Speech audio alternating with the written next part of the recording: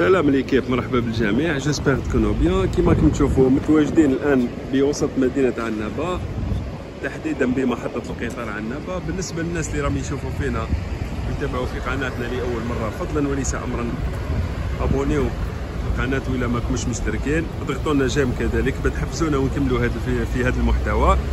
هذا الفيديو درناه سبيسيالمون بالنسبه للناس اللي يجيو لعنابه وتغيب لهم ما يلقاوش اوتيل رخيص. راح نصوروا لكم وتشوفوا مع بعضنا عديد الفنادق الاقتصاديه اللي متواجده وسط المدينه عنابه.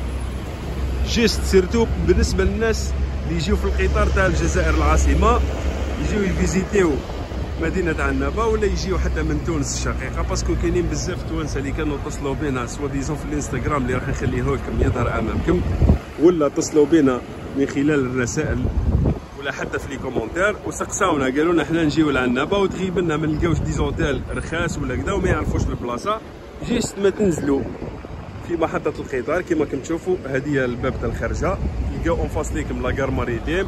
هوب هنا وسط المدينه، ملي رايحين تلقاو ساحه الثوره ولا الكور.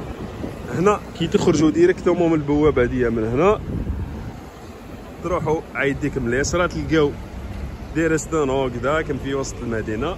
وكاين من هذا الطريق كاين عديد الفنادق الاقتصاديه وين تقدروا تريزيرفيو باقل الاثمان، من ذاك يوصل السعر حتى ل 3000 دينار جزائري، يعني اقل من واحد مام با 15 اورو.